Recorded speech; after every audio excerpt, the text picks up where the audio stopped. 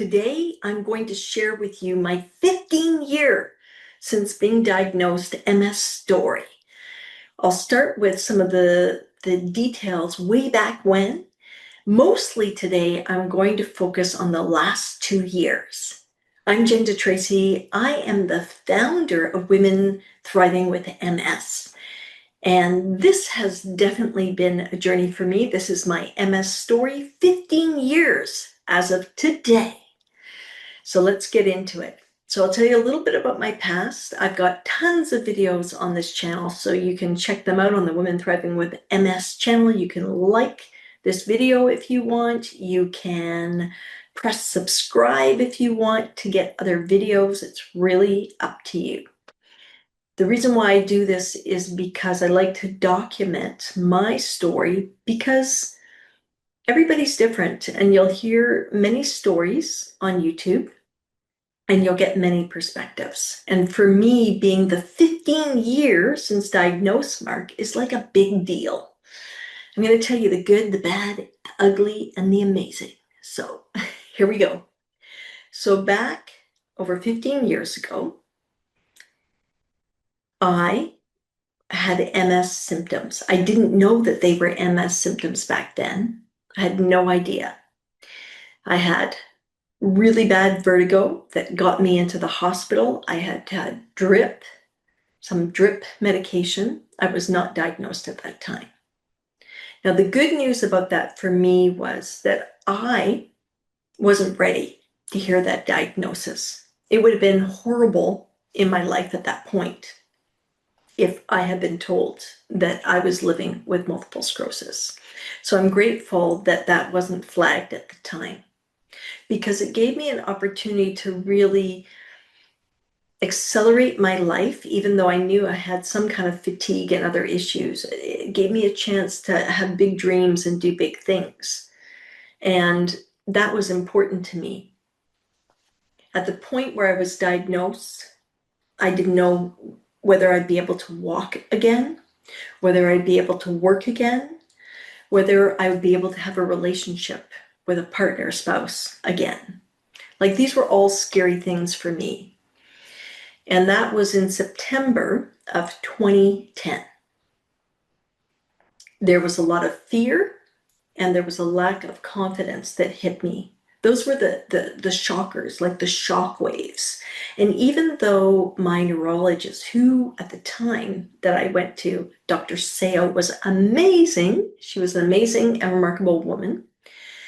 She often had wise words for me, one of them being, Jen, most of the patients that I see, it takes them 3 years to get through the grief of the diagnosis. That was very helpful information for me. And I'm so grateful to have heard that, whether I lived that to a T, because it seemed to be true at that time, that it took 3 years for me to get through that grief. That's what I experienced. Whether she had just told me that and my brain said, okay, 3 years, you'll be okay in 3 years. And the first 2-3 years were quite hellish for me. I was able to continue working, but the fatigue was surmountable. It was very, very difficult. And also, I had lots of episodes of vertigo. One that was so bad that I couldn't leave the house for almost 2 weeks. Or if I did, it had to be at night because it was too bright during the day. I laid on my living room floor and listened to audiobooks or in bed. That was a tough time. So coming back from that, I don't know if you can relate to this, but after a relapse or an episode or a symptom has a flare up and then it settles down, do you feel a sense of euphoria? Because I know for me, that's what I would experience. I'd be like, oh my goodness, I feel so great now after coming out of something so horrible. So this was off and on for quite a long time. In that time, I came into a relationship with my partner while living with MS, and we moved in together. So there were a lot of significant positive changes that happened, but I really didn't feel that my brain, in terms of the inflammation, settled fully until many, many years later. Not that I don't experience inflammation, but I feel that something has healed and shifted along the way. Now, I know that's not the case for everyone. I had a lot of grief and loss.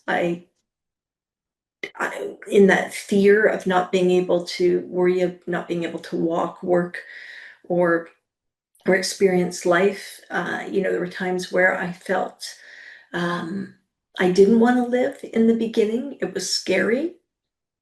And I was able to work through that. The one through line, though, that impacted me longer that I never would have expected is the confidence. The confidence. I was at the peak of my career when I was diagnosed with MS, and I'm so grateful. I'm so grateful that my body held up for me to experience that. I was 44, I was actually 42 years of age when I left a toxic relationship, and I was 44 years of age when I was diagnosed with MS.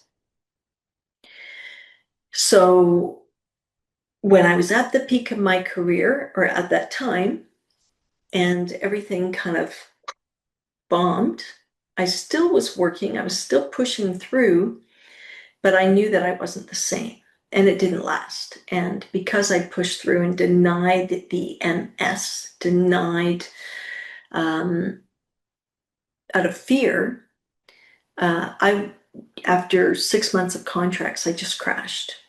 And that's when I was at my lowest, and I stayed there for a while. So that's the past. On the journey, I talk about my experience with Tecfedra. There's videos on that. I talk about my experience with Mavenclad. And the first time I started Mavenclad was in 2019, year one. It's a 2-year treatment, pre-COVID. And so I didn't do year 2 in 2020. I waited till 2023. So I held off for several years for a number of reasons. I did complete Mavenclad year 2 in 2023.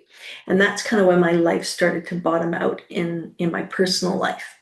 That was my journey. I did feel that by 2023, maybe because I had been on Mavenclad, that I was doing better. The only thing that really seemed significant for me was the fatigue. And that could be, aging, menopause, just some increase of MS symptoms around that. So that has been the most difficult for me, is the fatigue, because it's always there. It doesn't go away. I may forget about it, like I'm on this video, so I'm feeling great right now.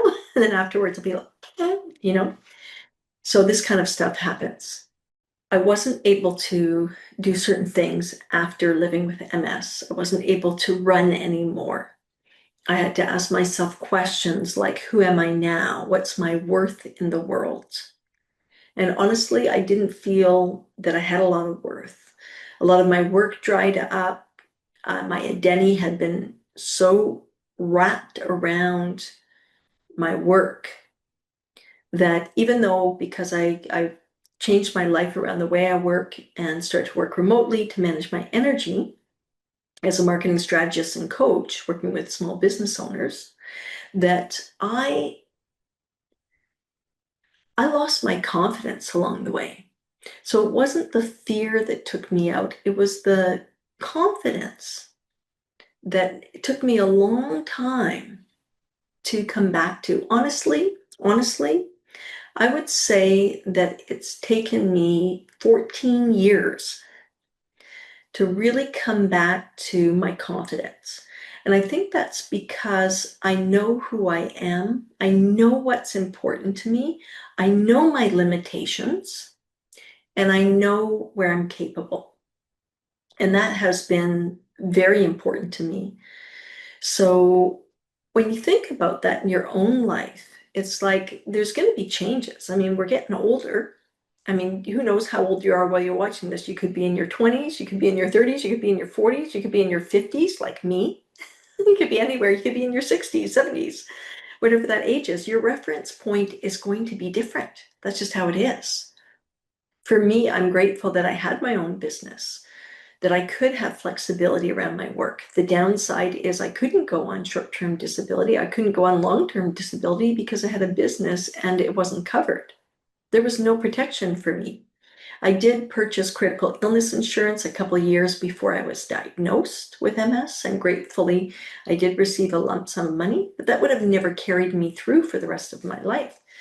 The fact that I was a business owner, solopreneur, I had to get out there and work to support myself no matter what, whether it was working a lot or working less, which is what I, of course, chose to do because of fatigue.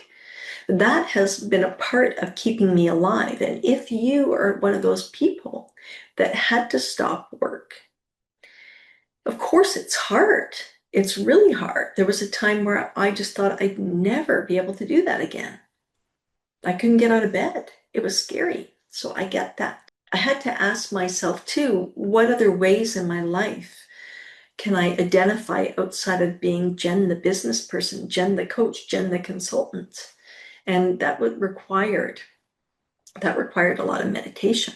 That required a lot of soul searching and reading. That required me to continue moving my body's, only one body today, as far as I know, moving my body in the way that I could. Yeah, I couldn't run anymore, but I could walk. I could swim, and keeping myself active. It was funny when I first, after getting diagnosed, maybe 6 to 8 months later, I bought myself a new bicycle and I kept crashing out. Like my balance was horrible. I just have so many scrapes and bruises. Like it really hurt myself a lot. And I think part of it, again, went back to the confidence. I lacked confidence. I had fear that I was going to fall or get injured. And that's exactly what happened. I had I had to take my bike in to get fixed many times. Know that we're all on our own journey, but those experiences of loss and fear and lack of confidence are real. And for me, 14 years of not feeling confident, that's a long time. That's a long time. It doesn't mean I feel confident every moment of every day, but I feel confident in myself. I trust myself. I trust myself to make good decisions. I trust myself that I'm capable of things as long as I put into place my routine. Stretching, meditating, getting exercise, eating the foods that my body likes as opposed to the foods my body doesn't like. And I talk about that in other videos if you want to check that out. Prioritizing. Now I want to fast forward to the last 2 years, because even though my confidence is higher now, it wasn't a year ago. In fact, 2 years ago. Because I had a significant change in my life. My long-term relationship ended with my partner. And for me, in many ways, that was devastating. I always imagined myself being with my partner forever. That's a story I told myself, and that's a story that I wanted to stick to. But when that didn't work out, and I moved into my own living space, it was a shock. It was a shock because I had shared responsibilities. I didn't do everything in my home. There was a sharing of cleaning. There was a sharing of cooking. There was a sharing of washing up after dinner. If I cooked, my partner would wash the dishes. If I washed the dishes, my partner would cook. Sometimes I'd grocery shop, sometimes they would grocery shop. So there was a lot of flexibility there, and it meant that things were shared. And that made a difference. That made it possible for me to have the energy to work part-time and run my business. And that was great. So I didn't realize that was a factor as of why I was doing so well, mentally, physically, and just emotionally. When the bottom started to drop out of that 2 years ago, I was grasping, my penthouse suite, my top floor, my high rise, this part of the brain, the brain, the thinking, the overthinking was kicking into overdrive. I didn't even know what it would be like to live by myself. I hadn't lived by myself actually in 11 years. When I moved out on my own to my new living space, I had no idea. I had no idea what it was like to do everything by myself. No idea. It was shocking to me. I'd be working and then, I'd have a nap and then I'd do some more working and then I'd be like, oh, what do I have in the house? Because I haven't gone and gotten more groceries. Oh, what am I going to eat tonight for dinner? Be making dinner at like 6 or 7 at night. And then I'd be like eating it by myself. And that was hard for me at the time to do after so many years of living with others. And then there were the dishes. I was like, oh, it's 10 o'clock at night, 11 o'clock at night. The sink is piled up with dishes, and I forgot about that because usually I don't have to do the dishes if I make dinner. So it took me almost a year to figure out how to do my new life. The fatigue had increased, my stress levels had increased, my sleep had decreased because I wasn't coping all that well. So there were so many factors, and these factors were external factors to living with MS. They were just like layers that impacted my energy, my mental health, and my capacity. And that was difficult. It was a wake-up call for me, a wake-up call to realize that. And so then I had to figure out, how can I do my life? Maybe I have to plan my grocery shopping because I don't have a store around the corner anymore that I can just hop up the door to. Maybe I need to plan my exercise because if I'm inside more and I'm doing more things, how am I going to physically move my body as much? If I'm behind because I have so many activities on the go that I don't have time to exercise. How can I shave off time and manage my energy better? Well, I started batch cooking. I started planning more.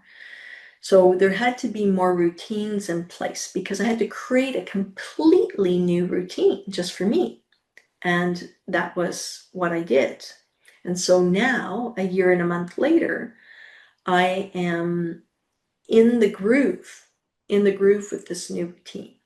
So when you notice that you have layers in your life of things that don't have to do with MS, but they impact your ability to live well, that's a time of knowing that it's time to change things up in a way that supports you. Looking at, for myself, it was again the question of, what do I have control over? What do you have control over in that situation? What do we have control over in those situations? Now, I'm fortunate in that I haven't had a lot of MS symptoms other than, headaches, fatigue. Those have been the main ones. So I've been very fortunate. And then recently, like just in the last month, I had a busy schedule with some commitments that were back to back. So for a week and a half period of time, I had things happen that were business related and volunteer work related that I had committed to. And that's not realistic for me, especially in light of, this new life that I have. So I suffered. I was part of a leadership event and presenting and participating for 3.5 days, which is a lot for me to do that in a row. That's like killer for me. It's really difficult. I felt it was so much fun. I felt so connected, and I was grateful to be able to do it. And it was difficult after it ended. I was so exhausted. And then a couple days later, I had another commitment that after the first day, I realized, oh, I can't do day number 2. I was so disappointed, and I'm sure you can relate to that discouragement, that frustration, the disappointment that comes when you have to make the tough decisions to take care of yourself, to really make sure you're going to be okay, because energy management or symptoms or whatever are going to come up. So I like to have this philosophy, and I have for 15 years now, that I'm going to live my life as fully as I can, with certain goalposts in place. So I'm going to push myself to do things, but I know that I need periods afterwards of recovery, that is a must have. And in this situation, I didn't have it, the recent situation. And those are the tough decisions that I'm constantly making in my life about what do I need, what's best for me. And I invite you to ponder that for yourself. Like what, in a situation where you really want to do something, are you creating recovery time in between?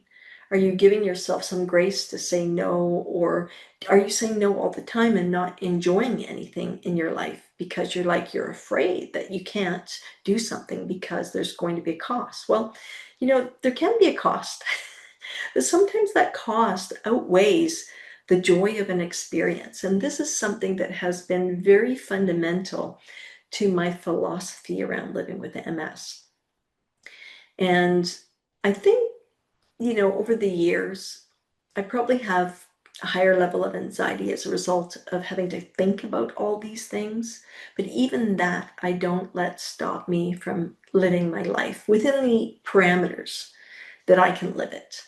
So I invite you to ponder that in terms of, are you saying no too much? Are you giving yourself buffer room between things to recover? Like, what does that look like for you so that you can have the best life possible for yourself living with MS, because that is so critical in the parameters that your body, your mind allow you to have.